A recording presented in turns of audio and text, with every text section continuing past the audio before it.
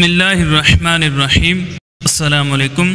دوستو، حضرت موسیٰ علیہ السلام ایک مدت دراز تک فرعون کو ہدایت فرماتے رہے اور آیات و معجزات دکھاتے رہے، مگر اس نے حق کو قبول نہیں کیا، بلکہ اور زیادہ اس کی شرارت و سرکشی بڑھتی رہی، اور بنی اسرائیل نے چونکہ اس کی خدائی کو تسلیم نہیں کیا، اس لیے اس نے ان مومنین کو بہت زیادہ ظلم و ستم کا نشانہ بنایا۔ اس دوران میں ایک دم حضرت موسیٰ علیہ السلام پر یہ وحی اتری کہ آپ اپنی قوم بنی اسرائیل کو اپنے ساتھ لے کر رات میں مصر سے ہجرت کر جائیں۔ چنانچہ حضرت موسیٰ علیہ السلام بنی اسرائیل کو ہمراہ لے کر رات میں مصر سے روانہ ہو گئے۔ جب فرعون کو پتہ چلا تو وہ بھی اپنے لشکروں کو ساتھ لے کر بنی اسرائیل کی گرفتاری کے لیے چل پڑا۔ جب دونوں لشکر ایک دوسرے کے قریب ہو گئے تو بنی اسرائیل فرعون کے خوف سے چیخ پڑے کہ اب تو ہم فرعون کے ہاتھوں میں گرفتار ہو جائیں گے، اور بنی اسرائیل کی پوزیشن بہت نازک ہو گئی،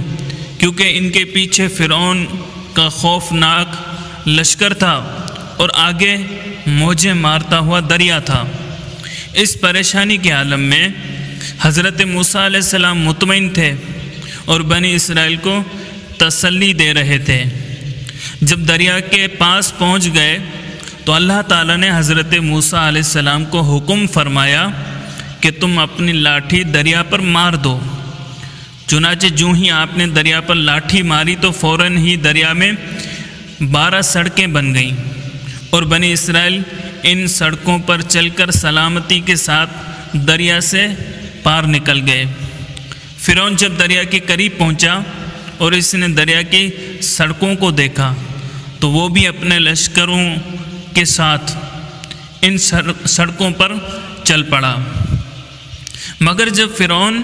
اور اس کا لشکر دریا کے بیچ میں پہنچا تو اچانک دریا موجیں مارنے لگا اور سب سڑکیں ختم ہو گئیں، اور فرعون اپنے لشکروں کے دریا میں غرق ہو گیا۔ اس واقعہ کو قرآن مجید نے اس طرح بیان فرمایا کہ جب دونوں جماعتیں لشکر فرعون اور اصحاب موسیٰ ایک دوسرے کو دیکھنے لگیں تو اصحاب موسیٰ نے کہا کہ ہم بالیقین گرفتار ہو جائیں گے، تو حضرت موسیٰ علیہ السلام نے فرمایا کہ ہرگز ایسا نہیں ہو سکتا، کیونکہ میرے ساتھ میرا رب ہے، وہ عنقریب مجھے اس سے نکلنے کا راستہ بتا دے گا۔